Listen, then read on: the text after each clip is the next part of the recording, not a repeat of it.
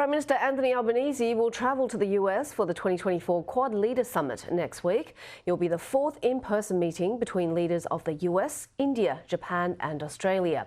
The Prime Minister says he's looking forward to the talks, which will focus on boosting Indo-Pacific cooperation. It will be the last time US President Joe Biden and Japan's Prime Minister Fumio Kishida attend the summit. For more on this, let's bring in Strategic Analysis Australia Director Michael Shoebridge. Hi there, Michael. Great to have you join us.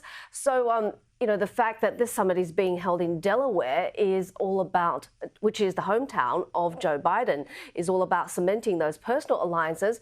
But given that we'll have Biden leaving and also the Japanese Prime Minister leaving, what does that say about long-term bipartisan support? Well, you're right. This is the swan song for Biden and Prime Minister Kishida of Japan. But I suppose the fact that this leaders' meeting keeps happening shows there is some durability to the Quad cooperation between India, Japan, the US and Australia. This is the fourth leaders' meeting, as you mentioned, and it's happening despite India's continued energy and military partnership with Russia during the Ukraine war. I think the real glue for the Quad is China, and the thing that could have been a wedge is Russia. Speaking of China, what's been China's response to this?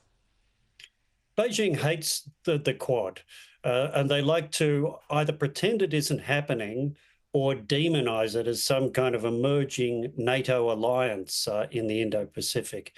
But what they really don't like about the Quad is the fact that this different vision for how the Indo-Pacific should work as a more open system where China doesn't dominate it is what the Quad's all about.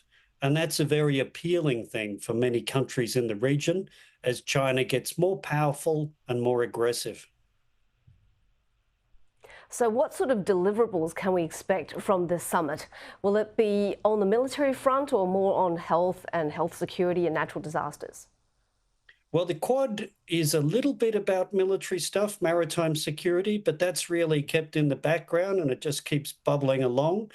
I think the bigger profile here is on things like arrangements for infrastructure financing, free, transparent financing arrangements around infrastructure, some health cooperation, and some of the critical technologies and cyber. So the Quad always looks a little fluffy when you look for specific deliverables, but the fact it keeps happening says there's a strategic convergence between these four powerful countries.